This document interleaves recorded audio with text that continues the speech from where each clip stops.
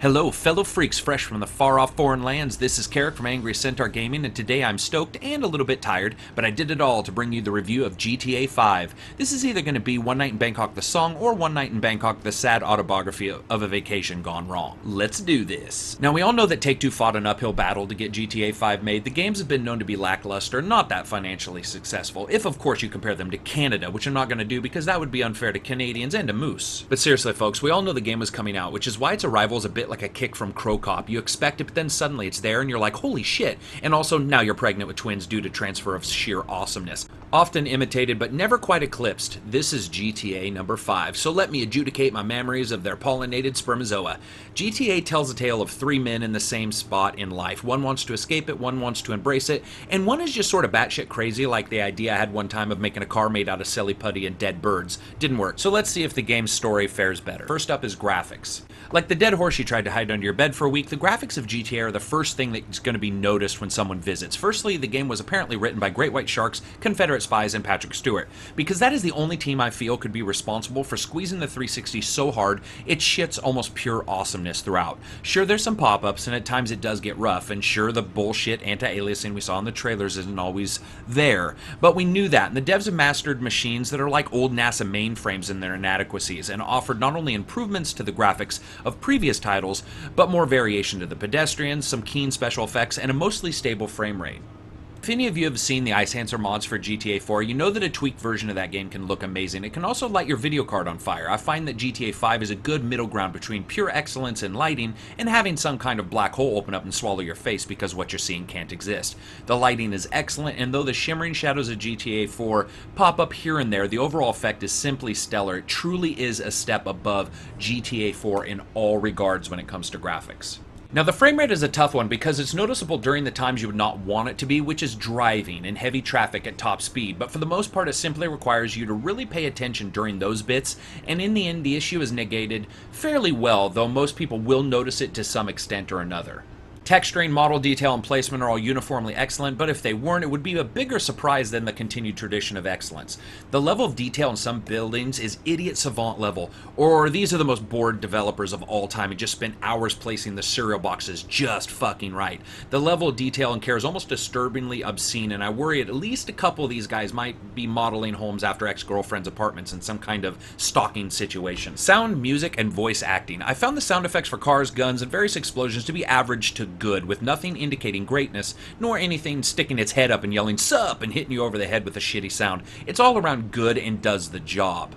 When it comes to the music, we all know that the music for GTA would be good, and it is, but it's also very important to remember that the radio station system they use will leave many players with a good deal of stations they would rather castrate themselves with a 2x4 than listen to. All in all, I found 3 go-to stations, and the rest were occasional listens. Not terrible or anything. Actually, there was one that was terrible. But again, that's just the style of music, not the talent of those playing. Still, it has an amazingly large catalog, and I would challenge anyone to not find hours of musical enjoyment inside the game. Voice acting. Okay, so the 3 main characters are all voice acted very well, and I really enjoyed each different take on the world and their character views. NPCs are also voice acted tremendously well, but Lincoln, the down-on-his-luck gangbanger, and his group were some of the hardest to listen to voice actors I have ever experienced. A perpetual motion machine of the word fuck. They stretch your mind with continual ways to demean and offend, and to me that is totally fine. However, it was mind-numbing after only a very short time. You can expect that if someone is with Lincoln, one single NPC may have 4 to 5 lines, compared to a single line if someone is with one of the other mains, and this continues throughout the entire game, and every mission, and anytime you're driving, and anytime you bump into anyone, and anytime you're on fire, and anytime you turn your head, and you get the picture. It's not only odd, but it actually made me want to hurry up and get done with the missions. After having recently played GTA San Andreas, I can say that this appears to be maybe a 10-fold increase in the constant verbal battery on your ears. The next level obscenities mean that children should be kept a fair 1 to 2 mile radius away, or you're going to have your 5-year-olds explaining prison dick in incredible detail to their classmates. Heck, they probably already do. Like a little brother who learns the word shit, it's basically on repeat for the entire game. Just shit, shit, shit, shit. Yo, dog, shit, shit, shit. Prison dick, shit, shit, shit. I love me some pussy, shit, shit, shit. But replace shit with every single word you can imagine, and lots of rape jokes.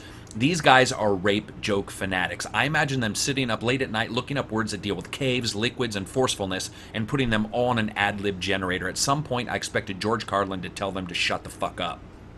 Moving on to gameplay, it's fitting that GTA 5 comes out at the end of the current hardware cycle, and while GTA 4 was more of the same, GTA 5 throws in a good deal of actual improvements and attempts at switching up the game that GTA 4 never did, in addition to what has been one of the most packed worlds to ever be created for a video game. The character switching isn't near as seamless as the videos showed, with it stopping and popping like a Gears of War player as it moves between leads. However, the fact that you can, and the fact that the game fakes that the other main was doing something and not just standing around, is awesome. However, I found out that quickly it was best to finish any missions I had with one character, then go to the other, because bouncing around occasionally made the story a bit convoluted, especially as these guys really start mixing it up together. Additionally, GTA 5 adds some new mini games to do, and I have to say that the golf and tennis are amazing additions and more enjoyable than darts or pool ever was. Maybe it's because of the game types or the fact that golf occurs outside and you get to really continue to feel the feel of the city as you play, and it's great. I really love that. Less interesting is the stripping and bar and other add-ons. Not as in-depth or even really interesting. They seem ill-fitting compared to the more in-depth brothers.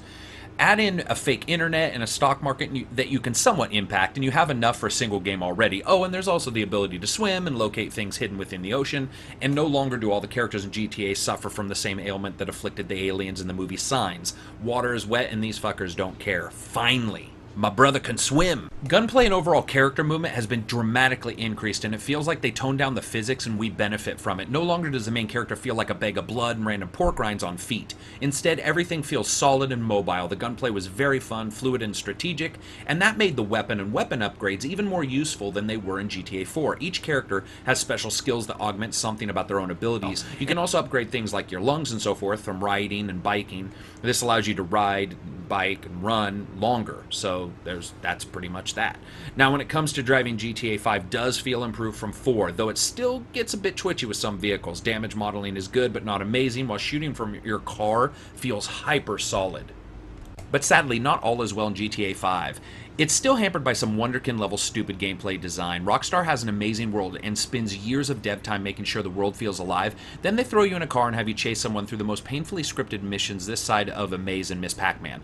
Thankfully, there are not a ton of missions like this, but there are enough that I would literally groan out loud when one of them began, because I knew instantly what was going to occur, and even more sadly, I could guess instantly where scripting was going to pop up to add drama, which sadly removed it. This was a major failing on their part, as many missions do not have the same level of scripting, and were far closer to the sandbox expectations I had, while the scripted levels were like finding cat shit in that same sandbox.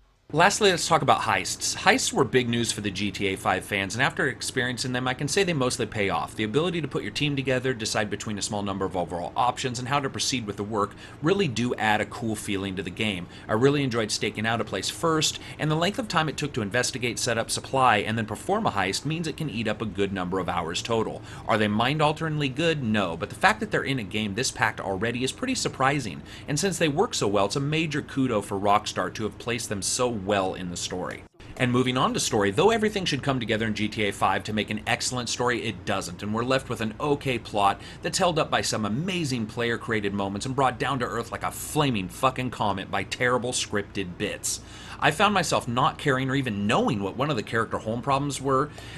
1 second trying to kill each other, the next second saying, hey, see you later, was so terribly disjointed that I thought I had skipped a couple cutscenes. In fact, it seems odd that many of the main storytelling cutscenes we've seen in the trailers are out there and in the game, while these missing story bits aren't in the game at all. Did they run out of time? It just seems odd. The story is still good, but it isn't helped by their presentation, and it's like the game had just the littlest bit of a chubby for itself and whiled away the time rubbing its groin, rewatching the favorite cutscenes and nodding to the others and mumbling, yeah, I'll get to them in a bit, but let's watch this one all over again.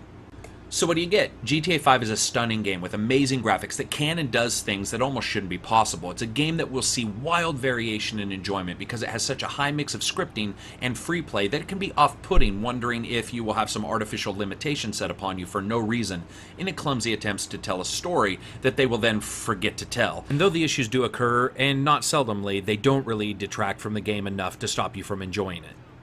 I rate games on a buy, wait for a sale, rent, or sharpen into a razor-sharp weapon of pure violence and get felonious with rating scale. This is a buy. Despite having a couple issues here and there, there's still a GTA game through and through within this title, and it excels above others. When it excels, it's amazing, and then the poor points come up, and you just sort of have to get past them. After the hype is over, It may seem as a Game of the Year game, but missed presentation chances, issues with mission structure, and the overall lack of real emotion in the story means that it may not be on a lot of Game of the Generation lists. Never hesitate to pick it up, however, as it has enough meat for 3 or 4 games, and there's still solidly more good than bad. Thanks for listening. This is Karak from AngryCentaurGaming. If you like the video, hit like. If you dislike it, hit dislike. If you could share it or leave a comment, that would be great. May all your pickles stay crispy. Peace out, bitches.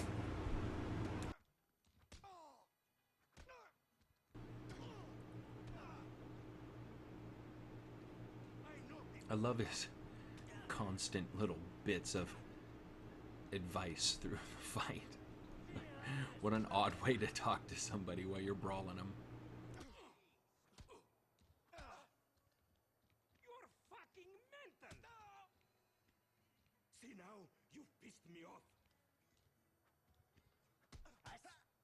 Surprise!